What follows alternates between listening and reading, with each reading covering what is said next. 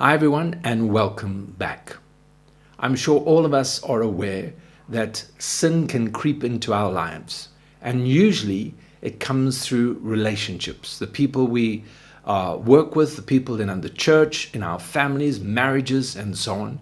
And it's so easy to allow these issues to creep in and somehow take root. We need to remind ourselves that because we are children of God, we have the freedom, we have the access to come before God and ask for His forgiveness. And the Bible tells us that He is just and faithful and will forgive us and cleanse us from all unrighteousness. What a blessing. But what I want to share with you today is that there is a trap that we can fall into, where we look for the forgiveness of man before we look for the forgiveness of God. You see, Paul writes to the church in Corinth, and he talks about repentance. And he says that when true repentance comes, it brings vindication and it clears the air. It puts everything back to where it should be. And repentance is not found in our relationship with man.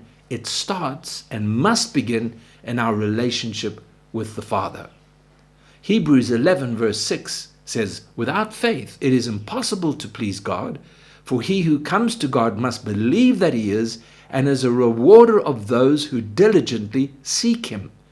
So if I've had a problem with a brother and there's something in my heart that's not right, before I go and put it right with him, I need to see my state before God, and I need to come to God with faith and say, Lord, forgive this attitude, forgive this issue in my life, and I need to find that freedom. I need to be cleansed from all unrighteousness, and that will then put me in a place where there is freedom between myself and my brother. If we don't put God first in looking for forgiveness, then we will find ourselves being manipulated by situations, manipulated by people, and even more importantly, manipulated by our own emotions. We start to look for the acceptance of man before finding the acceptance of God. If you remember Judas, after he had sinned, after he had sold Jesus to the Pharisees for the 30 pieces of silver and betrayed the Lord, when he realized what he had done, he went back to the Pharisees and he said, please, I have sinned. I have betrayed innocent blood, and please take the money back. And they refused. And they said, this is not on us. This is on you.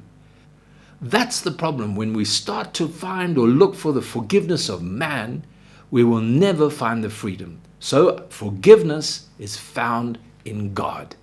That is the key. So may the Lord really, really help us. God bless you.